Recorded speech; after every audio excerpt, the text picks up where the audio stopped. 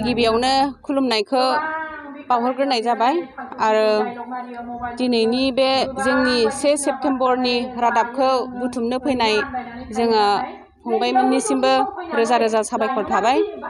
दा दिनैनि जोंनि गायसन सान फालिनायाव 1 सेप्तेम्बर फालिनायखौ जाफुंसार होनो मोननानै जों जोबोद गोजोननाय मोनदों।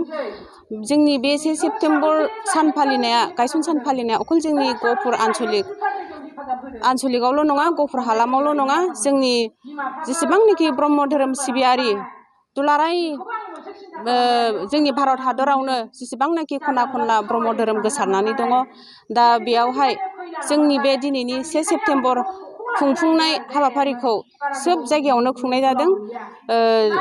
क'क्राझारानो होन, उदालगुरियानो होन, बा ओरै लखिमपुरथिं होन, बा कार्बि आलंआनो होन, माने जोंनि गासैबो जिल्लायावनो दिनैनि 1 सेप्तेम्बरनि गायसन सान फालिनायखौ गाजा गोमजायै खुंफुंदों आरो जोंनियावबो दा बे हाबाफारिखौ खुंनाय जादों। आं बेखिनिखौनो बुंनाय फोजोबनाय जाबाय। गिबियाव जोंनि दे गहपुर आनसलिक अर्थात दुलाराय ब्रह्म धर्म आफादनि प्रेसिडेन्टि जिथु गायसन सान जों फालिदों गहपुर आनसलिक बे दैमालु सेबाश्रमाव। दा बेवहाय मेडियानि जानानै जेरैखि जे रादाबखौ बुथुमफैदों लांफै, बेनि थाखाय जों साबायखरावबो थाहरबाय। दा बेखौ खुंनायनि थांखियानो जाबाय जे जोङो 1975 मायथाइ 1 सेप्तेम्बराव दुलाराय ब्रह्म धर्म आफादखौ दाजेननाय जादोंमोन। दा बे दाजेननायनि ओंथिया जादों मा, जे जोङो खना खनला थानाय सा सानजा सोनाब गासैजोंबो जोंनि बे ब्रह्म धर्म सिबियारिया जेन खौसेथि गैयै आलादा जुदा जालांदोंमोन। दा बेखौ जों खौसेथि खालामफिननो थाखाय आरो बे माखासे जोंनि गुबुंले जानाय समाजखौ जेन गोख्रों खालामफिननो थाखाय जोङो बे दुलाराय ब्रह्म धर्म बे गायसन सानखौ जोङो खुंनाय लायो। दा देग्लाय बोसोरजों जों बे आनसलिक ब्रह्म धर्मआव बेवहायनो जोङो देग्लायबो गाजा गोमजायै खुंनो लादों।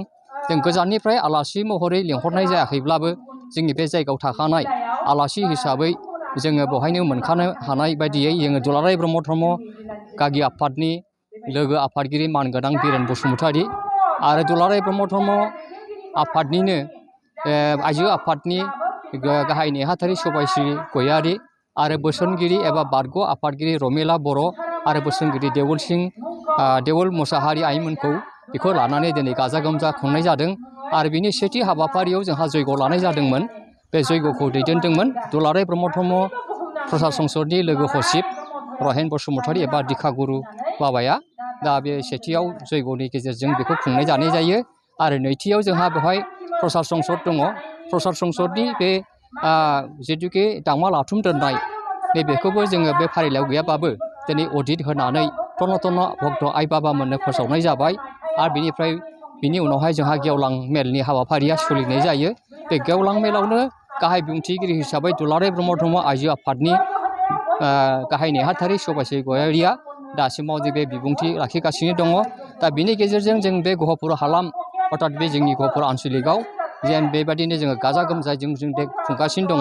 देग्लायनियाव एखेबारे बुंनो थाङोब्ला आरो साबसिनै जोङो खुंनो हादों, जाफुंसारदों होननो हागोन। खमावबो दिनै बेवहाय जोङो 400सो जमा जाफैदों बे आनसलिकआव। आरो बिनिफ्राय जोंनि बे सनितपुर जिल्लानि सिङाव थानाय जोंनि बिश्वनाथ सारिआलिनियाव जोंहा बहायबो माने जिल्ला हिसाबै खुंनाय जायो। माखासे बे आनसलिकनिफ्रायबो बेवहायबो बाहागो लाहैदों। बेनिखायनो बे उद्देश्यजों जाहाथे जोङो खना खना थानाय गासैबो जायगायावनो जोंनि ब्रह्म धर्मनि गोहोमा जाहाथे गोग्लैयो आरो मानि थाखाय जों बेखौ खुंनाय जादों बे गायसन सानखौ फोरमायनाय जायो। बेनि थाखायनो जोङो दिनै बे गहपुर आनसलिकआवबो खुंनायनि गेजेरजों भक्त आइ बाबामोनखौ जों दिनै बिनि गेजेरजोंनो फोसावनाय जादों। बेखिनिखौ दानि जौगाफुनाय माखासे लाइमोन सेंग्रा सिख्लाफ्रा धोरोम आरो राव हारिमुखौ नासयनो नागिरबाय थायो, बेनि सायाव मा बुंनो सानो? दा बेवहाय ओरैबादि जाहैदों बे नासयनायनि खोथायाव दा लाइमोनफोरखौ जों दासिमाव बे माखासे जोङो जदिव जों मोनब्रै आफाद दङ। दा गिबियाव जाबाय गागि आफाद, लाइमोन आफाद, आइजो आफाद आरो बिनिफ्राय प्रसाद संसद होननाय जायो। माखासे बेवहाय लाइमोन आफादफोरखौ जोङो बेवहाय नासयनायखौ जों मोननाया बेनो, बिनि गेजेरजों माखासे जोङो गोबां जों बिसोरनि गेजेरजों आध्यात्मिक आरो बौद्धिक गियानफोरखौ माखासे जोङो लाहोनो हानाय जानांगौमोन। माखासे बेफोर गियानफोरखौ मोनैयाव माखासे दानि थासारिफ्रा बे माने कम्पिउटार मुगा माखासेनि गेजेरजों माखासे दानि जाखांफुनाय गथ'फ्रा गोजोननो खूब थान मोनो आरो दा बेनिखायनो जों प्रभाब गेलेनाय लाइमोन आफादखौ जों दानाय जादों बे लाइमोन आफादनि गेजेरजोंनो जों हानायमानिखौ जों फोसावगासिनो दं नाथाय थेवब्लाबो माखासे लाइमोनफोरा बे धोरोमनि बेलायाव बे आध्यात्मिक गियानफोरखौ मोनैयाव बेबायदि जादों जायफोरा आध्यात्मिक गियानफोरखौ मोननो हादों बेफोर बेयाव गोजोबनानै दङ बेबादिनि गेजेरजों जानानै दं आरो जों बेखायनो अब्लाबो जों बे लाइमोन आफादनि गेजेरजों माखासेखौ जोङो बे धोरोमाव बजबनायजों गावनि जाहाथे उननि गावनि गसंथानो हानाय नैबेखिनिखौ जों दा फोसाबगासिनो दङ बे आरो दा दिनैहाय आङो दिनै दुलाराय ब्रह्म धोरोम आफादनि दिनै 1 सेप्तेम्बर गायसननाय जोनोम सान हाबाफारियाव दिनै आङो गहपुर आन्चलिक ब्रह्म धोरोम लाइमोन आफादनि जानानै आं खोब गोजोननाय मोन्दों आरो दिनै बावहाय मोनथाम दिनैहाय मिडियानि बाहागो लाफैनायखौ नुनानै जों लाइमोन आफादनि जानानै साबायखर आरो बरायनानै लाबाय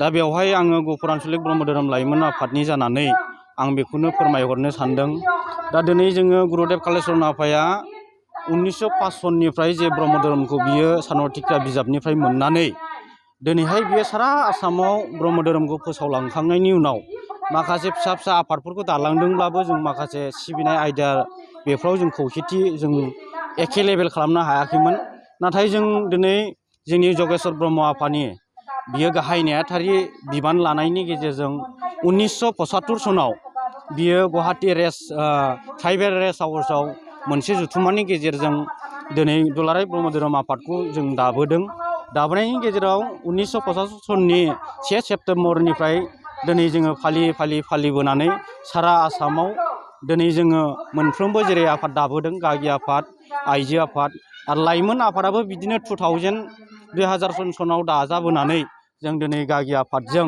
बेबायदिनो जोङो धोरोमनि आयदाफ्राव थाफानानै जों माखासे स्कप मोननायनि गेजेरजों गावखौ मोनसे जों लाइमोन आफादफ्रा मोनसे संस्काराव जों लाबोनो हादों जेरै निसार्थ बुस्थुफोरनिफ्राय जोङो गोजानाव थानो हानाय आरो लाइमोन जानानै जोङो धोरोमाव थानानै जों माखासे आयदामिक गियानखौ जोङो आरजिनानै लानाय जों बेफोरबायदि हाबाफारिफ्राव जोङो दिनै जों जथेस्थ' सोलायनायखौ मोन्दों बेनिखायनो आं खावलायदों जोङो धोरोमाव थानानै गावखौ मोनसे संस्काराव लाबोनो हादों आरो जों गोग्गो गियान आरजिनो हायो बेनिखायनो जोङो दैमालु सेवाश्रमाव 400-300सो जों भक्तफोरनि गेजेरजों जों दिनै 1 सेप्तेम्बरखौ गाजा गोमजायै खुंनानै आं खोब गोजोननाय मोन्दों आरो जोंनि गहपुर आन्चलिक ब्रह्म धोरोम दैमालु सेवाश्रमावबो लाइमोनफ्रा गोबां बाहागो लाफैनानै जों गावनि माखासे गोसोफोरखौ आयदामिक गियानखौ जोङो गागि आफादजों जोङो दिनै आइजो आफादजों जों सोलोंनानै लानो हागोन होननानै आङो फोरमायथिनानै आं बेखिनिखौनो बुंनानै